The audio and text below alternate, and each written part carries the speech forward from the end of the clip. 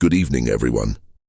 Today, we'll explore Olavo de Carvalho's perspectives on science, reality, and spirituality. Let's dive deeply into his arguments and understand the rich layers he proposes in his analysis of these concepts. Olavo begins by highlighting the dialectical tension between science and the concrete knowledge of reality. By this, he means a dynamic, almost confrontational interaction between how science attempts to understand the world and what he calls concrete reality.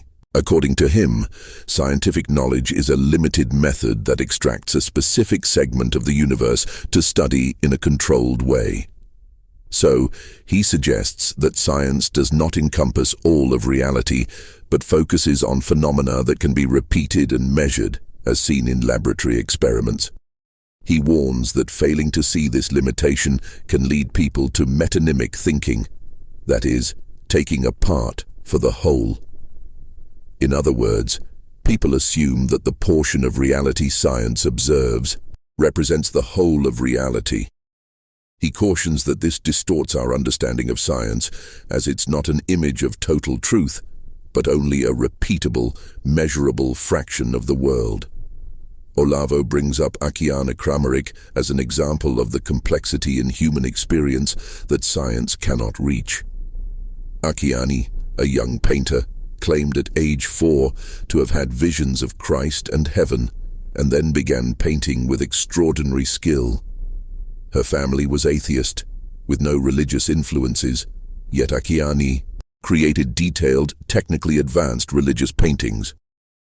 Olavo suggests Akiane's case points to a transcendental spiritual phenomenon that science cannot explain.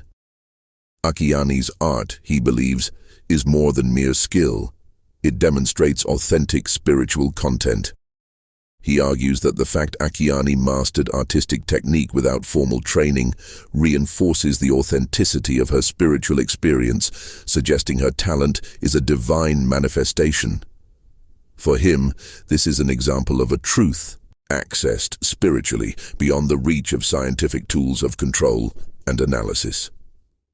Olavo then distinguishes between two types of certainty: individual certainty and socially legitimized certainty. He argues that the highest form of certainty is direct, individual experience, such as witnessing a crime. For the witness, the fact is absolutely certain, as it was directly experienced. However, this certainty is not socially accepted as unquestionable truth, as no one else has direct access to the event. Science, in Olavo's view, works to create a standard of truth that is socially accepted and legitimized by relying on phenomena that can be reproduced and observed by anyone under controlled conditions. This is why science focuses on simple, repeatable experiences. This limitation, however, excludes the diversity of individual experiences, which are rich and varied, but uncontrollable. Olavo suggests science creates a kind of common truth, necessary for social legitimacy, but this truth doesn't represent all of reality. He criticizes how science defines what is natural and unnatural. Olavo explains that modern science considers natural to be anything accessible to the scientific method, phenomena that can be studied, measured, and repeated in a laboratory. Therefore, according to him, anything considered unnatural or supernatural is automatically beyond science's reach. He observes that when people call something unnatural in public discussions, they often assume this term has a scientific basis, but science, by definition, cannot claim something is unnatural. For modern science, there's no valid distinction between natural and unnatural. Science only examines what can be measured and reproduced. Olavo suggests that the notion of unnatural, used scientifically, is contradictory, since the supernatural or extranatural lies outside science's scope. In a secular society, where religious or spiritual values aren't universally accepted, Olavo argues that science becomes the supreme authority. He explains that as a result, any claim that sounds scientific gains automatic authority, even when science has no basis for commenting on these matters. Olavo argues this creates a problem.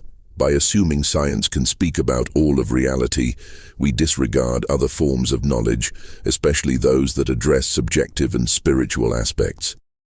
Olavo emphasizes that while science is fundamental to progress, it should be understood as limited to a specific kind of truth, the truth that can be replicated and measured. When science tries to expand into spiritual or philosophical topics, it oversteps its bounds. He concludes his reflection by asserting that true understanding of reality must include both science and spiritual knowledge.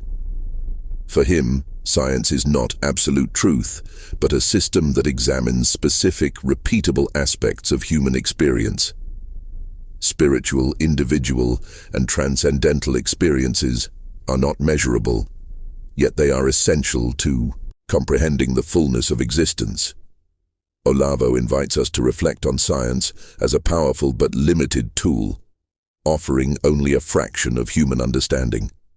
Ignoring spiritual and philosophical experiences, in his view, impoverishes our worldview and limits humanity's ability to perceive reality in its entirety. Through this analysis, Olavo proposes a view that values science, yet emphasizes the importance of the spiritual and subjective as essential parts of human understanding. This approach helps us appreciate the limitations of science and value individual and spiritual knowledge as vital to a complete view of reality.